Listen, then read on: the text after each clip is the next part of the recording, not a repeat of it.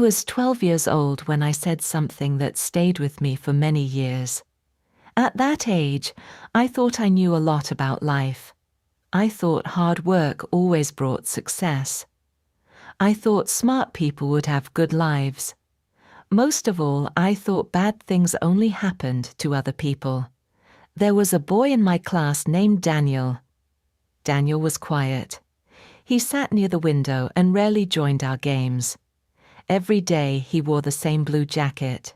The sleeves were a little short.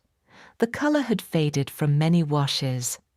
At lunch, while many of us bought snacks from the school store, Daniel opened a small lunchbox from home. Sometimes it was rice and vegetables. Sometimes it was just rice. Children notice everything. And children can be cruel without meaning to be. One afternoon, our teacher asked us a simple question. What do you want your future to be like? The classroom became noisy at once. I want a big house. I want a sports car. I want to travel around the world. Everyone laughed and shared their dreams.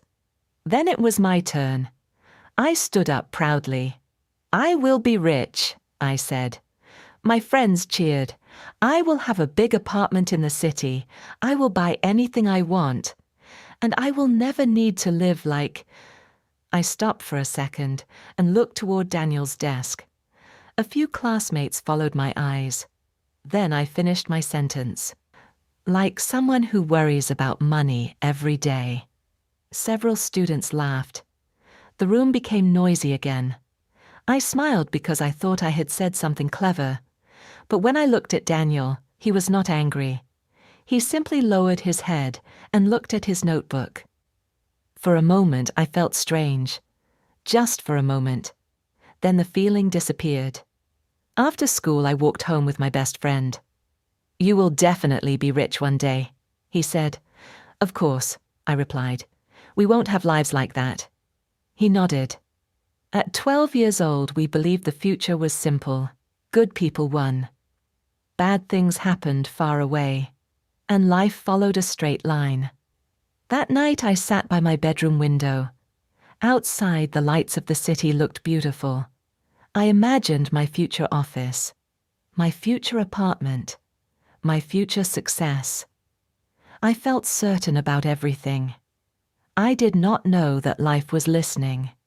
I did not know that years later, those careless words would return to me. I did not know that the joke I made that afternoon was not really a joke. It was a small bullet. And one day, after traveling through many years, it would find its way back to me. 10 years passed quickly. When I graduated from university, I left my hometown and moved to a big city. The city looked exactly like the future I had imagined as a child. Tall buildings touched the sky. Bright lights filled the streets at night. People walked fast and spoke about business, success, and opportunity. I loved it. On my first day at work, I stood in front of a glass office tower and took a photo. I sent it to my parents. Look, I wrote, I finally made it. My mother replied with a smiling face. My father sent only one sentence. Take care of yourself. At the time, I did not understand why he said that. I was young, I was excited. I thought success was already waiting for me. The company was not famous, but it was a good start. Every morning I wore a clean shirt, carried my laptop, and joined the crowd on the subway. The train was always full. People stood shoulder to shoulder. Nobody talked. Everyone looked tired. But I told myself this was the price of success. After work, I often posted photos online. A cup of coffee beside my computer. The view from the office window. The city lights after sunset. My friends from home left comments. Your life looks amazing. You are living the dream. I smiled every time I read those words, because I believed them too. But slowly things began to change. The work became harder. One project became 3. One late night became many late nights. Sometimes I left the office after midnight. Sometimes I ate dinner in front of my computer. Sometimes I was too tired to call my parents. Months passed, then years. The city still looked beautiful, but I no longer noticed the lights. I only noticed the rent, the bills, the deadlines. One rainy evening, I returned to my small apartment. I sat on the edge of my bed and looked around. The room was quiet, very quiet. The apartment was much smaller than the one I had imagined when I was 12. The salary was not bad, but somehow my money disappeared every month. Rent went up. Food became more expensive. Everything seemed to cost more than before. My phone buzzed. It was a message from an old classmate. He had posted photos from a class reunion. As I looked through the pictures, I suddenly saw a familiar face. Daniel, the quiet boy from primary school. He was standing beside several classmates and smiling at the camera. For a moment, I remembered that afternoon long ago. The classroom, the laughter, the careless words I had spoken. Then I put down my phone and shook my head. That was ancient history, I thought. Life was difficult, but I was still moving forward. I still believed everything would work out. What I did not know was that a storm was already coming, and it was much closer than I imagined. The storm arrived 6 months later. It was a Tuesday morning. At first, everything felt normal. I got off the subway. I bought a coffee. I walked into the office and said hello to my co-workers. Then I noticed something strange. People were whispering. Some looked nervous. Others kept checking their phones. Around 10 o'clock, an email appeared in my inbox. Meeting room 3, 10:30 a.m. No explanation, just a time and a room number. A bad feeling grew inside me. At 10:30, I walked into the meeting room. My manager was already there. A woman from Human Resources sat beside him. Neither of them smiled. My heart began to beat faster. My manager looked down at the table. Then he finally spoke. "I'm sorry." Those were the first words. And somehow I already knew the rest. The company was cutting jobs. Business had become difficult. My position was being eliminated. The meeting lasted less than 15 minutes. Years of work disappeared in a conversation shorter than a lunch break. When I left the room, the office looked exactly the same. People were typing, phones were ringing. Meetings continued. The world had not changed. Only mine had. That evening, I returned to my apartment. I had nowhere to go the next morning. I sat alone on my bed. The room felt smaller than ever. I opened my banking app. Then I stared at the screen. The number was lower than I expected. Much lower. Rent was due in 2 weeks. Electricity bills were waiting. My savings suddenly looked very fragile. I closed the app and put down my phone. For a long time, I simply sat in silence. The next few weeks were difficult. Every morning, I searched for jobs. Every afternoon, I sent resumes. Every evening, I waited for replies that rarely came. To save money, I changed my habits. I stopped buying coffee. I stopped ordering food. I began cooking simple meals at home. Rice, eggs, vegetables, nothing more. One night, I packed leftover rice into a lunchbox for the next day. As I closed the lid, my hands suddenly froze. A memory appeared without warning. A blue jacket, a quiet boy, a small lunchbox. Daniel. For several seconds, I could not move. The image stayed in my mind. The next morning, I carried that lunchbox onto the subway. People around me wore expensive suits. Some held branded coffee cups. Others talked about business deals. I lowered my eyes. For some reason, I felt embarrassed.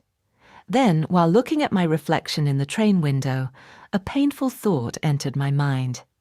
Years ago, I laughed at a boy for bringing simple food from home. Now I was doing exactly the same thing. That evening, I stood in front of my bathroom mirror. I looked tired, older, worried. I barely recognized myself. Then the truth finally hit me. Not slowly, not gently, like a bullet. I was living the life I once mocked. The words I had spoken as a child suddenly returned, every single one of them. And for the first time, I understood something important. The people we judge from a distance are often fighting battles we cannot see. I had laughed because I knew nothing. Now life was teaching me the lesson itself. And it was only the beginning. 3 months passed. I was still looking for work. I attended interviews almost every week, but nothing seemed to move forward. Some companies never replied. Some chose another candidate. Each rejection felt heavier than the last. To save money, I stopped eating at restaurants. Near my apartment, there was a small family restaurant. The food was simple, but the prices were low. I went there often. The owner was friendly. He always greeted customers with a warm smile. One rainy evening, I pushed open the door and stepped inside. The restaurant was nearly full. The smell of soup filled the air. People talked quietly while rain tapped against the windows. I found a seat near the counter. A man walked over with a menu. "Good evening," he said. His voice sounded familiar. Very familiar. I looked up. He looked at me for a few seconds. Then his eyes widened. "Wait," he said. I stared at him. The years had changed his face, but I still recognized him. "Daniel," he laughed. "I can't believe it's really you." For a moment, neither of us knew what to say. Then he pulled out a chair and sat down. We talked for almost an hour. He told me about his life after school. His family had struggled for many years. Money was always tight. Sometimes his parents worked 2 jobs. Sometimes they worried about paying bills. But they never gave up, he said. A proud smile appeared on his face. "We opened this restaurant together 6 years ago." I looked around the room. Customers were coming and going. Staff members moved quickly between tables. The restaurant was busy, very busy. "You built all of this?" I asked. "Our family did," he replied. Then he looked at me. "What about you?" I hesitated. For a second, I wanted to tell the successful version of my story, the version I used to post online, but I was too tired to pretend.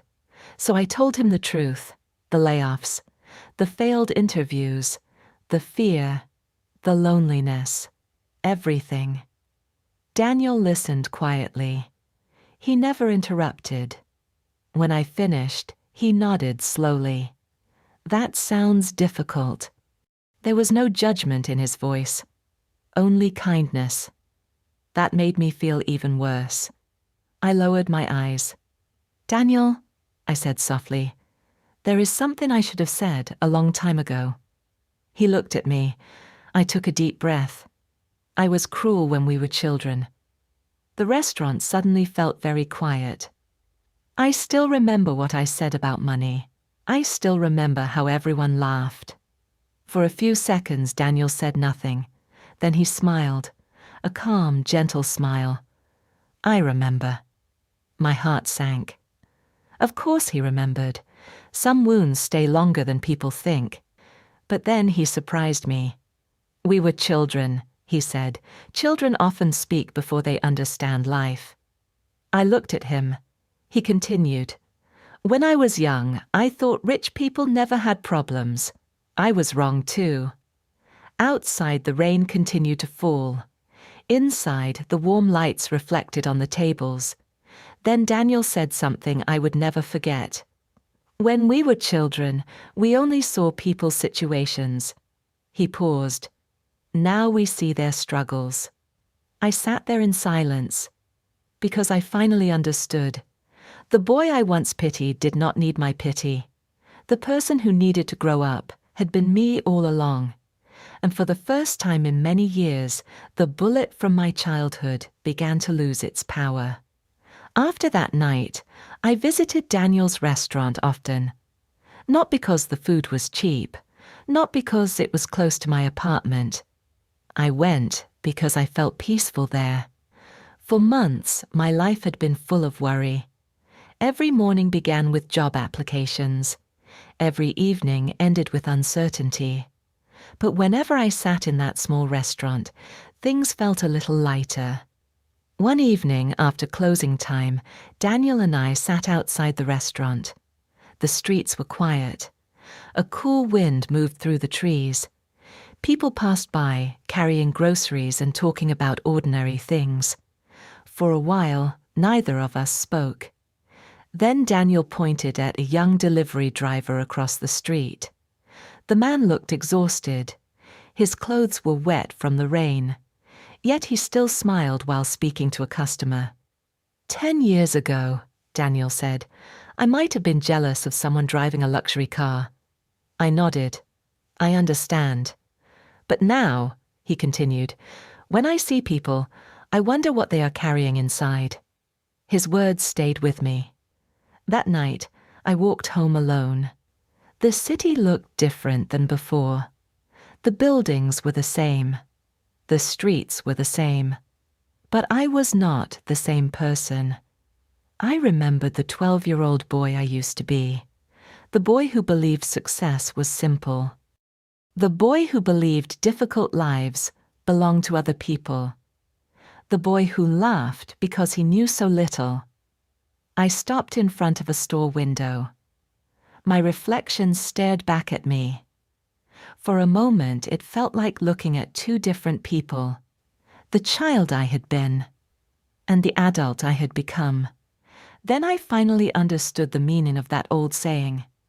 The bullet from childhood was never really about punishment. Life was not trying to take revenge on me. The bullet was my arrogance, my ignorance, my belief that I understood people I had never truly known. Years later, life simply handed those words back to me and asked, "Do you understand now?" And this time, my answer was yes. A few weeks later, something unexpected happened. I received a job offer. It was not a famous company. The salary was not extraordinary. Years ago, I might have rejected it, but now I accepted it with gratitude. On my first day, I bought lunch and sat with a new co-worker. He wore old shoes. His lunch was simple, rice and vegetables in a small container. For a second, a memory flashed through my mind. Then I smiled and asked, "How is your day going?" His face brightened, and we started talking, just two ordinary people sharing a meal. No judgment, no assumptions, only respect. That night, I sent Daniel a message. "Thank you." A few minutes later, he replied, "For what?" I looked at the screen and smiled. Then I typed, "For not hating the child I used to be." His answer came almost immediately. "We all grow up." I put down my phone and looked out the window. The city lights shone in the distance. Years ago, I thought success meant standing above others. Now I knew better. Real growth begins when we stop judging people and start understanding them. Some lessons arrive as advice, some arrive as experience, and some return like a bullet we fired long ago, not to hurt us, but to open our eyes.